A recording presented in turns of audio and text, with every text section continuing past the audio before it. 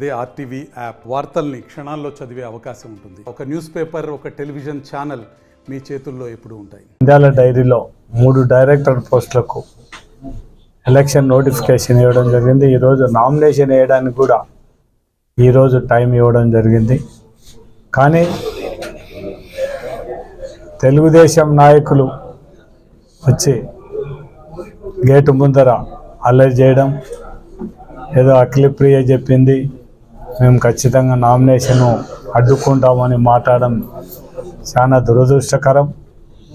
దాంతోపాటు ఆడ వచ్చి ధర్నా చేసే వాళ్ళందరూ కూడా పాల ఉత్పత్తిదారులు, పాలు పోసే రైతులైతే పర్వాలేదు, కానీ బయట నుంచి తెలుగుదేశం నాయకులను, వాళ్ళ కార్యకర్తలను, వాళ్ళను ఇంకొకరిని రౌడిజం చేయాలనే ఉద్దేశంతోనే వచ్చి గేటు దగ్గరకు వచ్చి బెదిరించి ఎవరిని నామినేషన్ వేయనీయమని చెప్పడం వరకు ఇది మాత్రం చాలా దురదృష్టకరం. ఇట్లయితే మాత్రం ప్రజాస్వామ్యంలో ఇట్లా ఎలక్షన్లకు ఉండే విలువ లేకుండా పోయే పరిస్థితి ఉంటుంది. కాబట్టి మునుముందు కూడా ఇటువంటి పరిస్థితులు పునరావృతం కాకుండా చూడాల్సిన బాధ్యత పోలీసుల మీద ఉంది. పోలీసులు ఆడ పరిస్థితి చూసిన తర్వాతనే ఈరోజు ఎలక్షన్ పోస్ట్పోన్ చేయడం జరిగింది.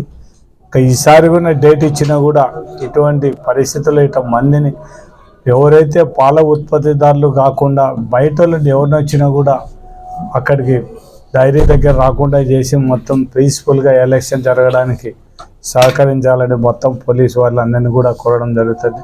అంటే తెలుగుదేశం పార్టీ అధికారంలోకి వచ్చిన తర్వాత ఏ ఎలక్షన్ జరపాలని కూడా దౌర్జన్యంగానే ప్రజలు మెచ్చి ఓట్లు వేయించుకొని గెలిపించుకోవాల్సినది ఆలోచన చేయకుండా మన నీటి సంఘాల ఎలక్షన్లు చూడడం జరిగింది.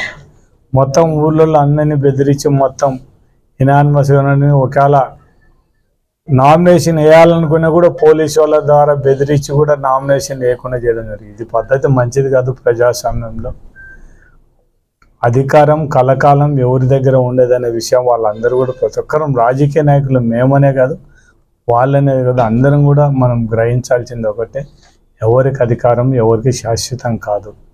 మనం ప్రజలకు చేసే మంచి పనులైతే ప్రజలు మనల్ని చూసి నేర్చుకునే విధంగా మనం ఉండాల్సిందే తప్ప మనం ఏదో మేము అధికారంలో ఉన్నాం మా ఇష్టం వచ్చినట్టు చేస్తామని చెప్తే మాత్రం ఖచ్చితంగా ప్రజలు మనకు కనువిప్పు కలిగే విధంగా చేస్తారు. కాబట్టి ప్రజాస్వామ్య పద్ధతులు అన్నీ కూడా ప్రజాస్వామ్య పద్ధతి జరగాలని కోరుకోవడం జరుగుతుంది. మరిన్ని వీడియోస్ కోసం ఛానల్ ని సబ్స్క్రైబ్ చేయండి. లేటెస్ట్ అప్డేట్స్ కోసం వాట్సాప్ ఛానల్ ని ఫాలో చేయండి. అండ్ లింక్ డిస్క్రిప్షన్ లో ఉంది.